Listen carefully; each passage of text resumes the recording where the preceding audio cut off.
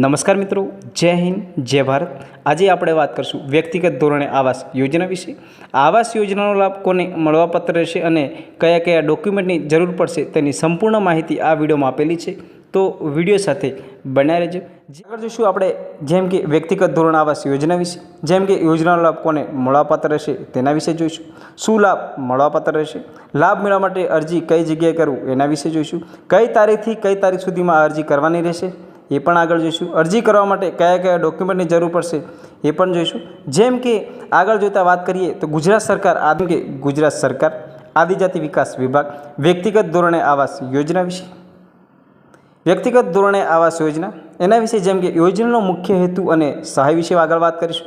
રાજ્યમાં રહેતા અનુસૂચિત જનજાતિ લોકો કે જેમની પાસે ખુલ્લો પ્લોટ છે પરંતુ રહેવા માટે યોગ્ય ઘર નથી, કાચી ઘર માટેનું મકાન, જર્જરિત મકાન, ઘાસપુરાનું મકાન, તેવા વ્યક્તિઓને પાકા મકાન બાંધવા માટે આ યોજના અંતર્ગત સહાય આપવામાં આવશે। મતલબ કે જેના જમીન વગેરે છે અને તેનું ઘર નથી તેને આ યોજનાનો લાભ મળવાપાત્ર રહેશે। આગળ જોઈશું મુખ્ય હેતુ અને સહાય વિશે। આવાસના બાંધકામ માટે અલગ અલગ 3 હપ્તા પાડવામાં આવે છે, જેમ કે 1,20,000 સુધીની સહાય આપવામાં આવે છે। પહેલાની હપ્તાની વાત કરીએ ત્યારે વહીવટી મંજૂરી મળે એટલે કે 40,000નો હપ્તો પ્રથમ, આવાસનો બીજો હપ્તાની વાત કરીએ તો લિંટર લેવલ પહોંચે એટલે કે 60,000નો બીજો હપ્તો મળવાપાત્ર રહેશે। ત્રીજા હપ્તાની વાત કરીએ તો શૌચાલય સહિત આવાસનું બાંધકામ પૂર્ણ થાય એટલે 20,000નો ત્રીજો હપ્તો। આમ 3 હપ્તામાં અલગ અલગ હપ્તા મળી અને તમને 1,20,000ની સહાય આપવામાં આવશે। જેમ કે એને શરતો અને નિયમો વિશે આગળ વાત કરીશું। આ યોજના લાભ ગુજરાતમાં રહેતા અનુસૂચિત જનજાતિના લોકોને જ મળવાપાત્ર રહેશે। મતલબ કે જે અનુસૂચિત જનજાતિમાં વસતા લોકો હોય છે, જેને દાખલો વગેરે હોય છે એસટીનો, એને મળવાપાત્ર રહેશે। અરજદારના કુટુંબની વાર્ષિક આવકની વાત કરીએ તો 6 લાખ કરતાં વધી જવી નહીં જોઈએ। અરજદારની ઉંમર ઓછામાં ઓછી 21 વર્ષની હોવી જરૂરી છે। અરજદારે રાજ્ય કે કેન્દ્ર સરકારની અન્ય આવાસ યોજનાનો લાભ લીધેલો ન હોવો જોઈએ। મતલબ કે કોઈ પણ આ વર્ષમાં લાભ લીધેલો નહીં હોવો જોઈએ તો તમને આ લાભ મળવાપાત્ર રહેશે। પ્રથમ હપ્તાની તારીખથી લઈને 2 વર્ષની અંદર મકાનનું બાંધકામ પૂર્ણ કરવાનું રહેશે। મતલબ કે તમને પ્રથમ હપ્તો મળે તો 2 વર્ષની અંદર તમારે જે પણ ઘર છે એ બનાવવાનું રહેશે। અરજદાર પાસે પોતાની માલિકીનો પ્લોટ હોવો જોઈએ। મતલબ પોતાની માલિકી મતલબ પોતાની જમીન હોય ત્યાં તમે પ્લોટ તમારું ઘર બનાવી શકો છો।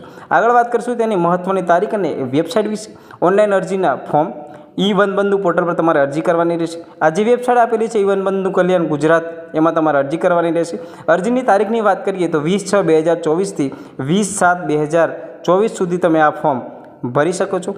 જેમ કે જરૂરી ડોક્યુમેન્ટ વિશે આગળ વાત કરીશું।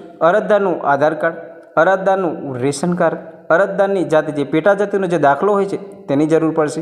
રહેઠાણનો પુરાવો મતલબ કે લાઇટ બિલ છે, લાયસન્સ છે, ચૂંટણી કાર્ડ છે, આધાર કાર્ડ કંઈ પણ એક ચાલી જશે। બેંકની પાસબુક જેમ કે તમારું ખાતા નંબર વગેરે લખેલો હોય છે, અને અરજદારનું નામ, આકારણીનું પત્રક, જે જમીન ઉપર મકાન બાંધવાનું છે તે જમીનના ક્ષેત્રફળ જણાવતા ચતુર્દિશા દર્શાવતા નકશો હોય છે તે તમને તલાટી પાસે મળી જશે। અને સર્કલ ઇન્સ્પેક્ટરની સહીવાળી સહી હોય તેમની સહીની જરૂર પડશે। જરૂરી ડોક્યુમેન્ટ જેમ કે મકાન બાંધકામ રજા ચિઠ્ઠી, એકરનામું, સક્ષમ અધિકારનું પ્રમાણપત્ર, લાભાર્થીનો જમીન સાથેનો ફોટો, સ્વ ઘોષણા, વેરાન જે વેરો હોય છે તેની પોત, પતિનો મરણનો દાખલો, જો વિધવા હોય તો પતિનો મરણનો દાખલો। જો તમને વિડીયો ગમ્યો હોય તો વિડીયોને લાઇક અને સબસ્ક્રાઈબ જરૂર કરી દેજો। જય શ્રી રામ।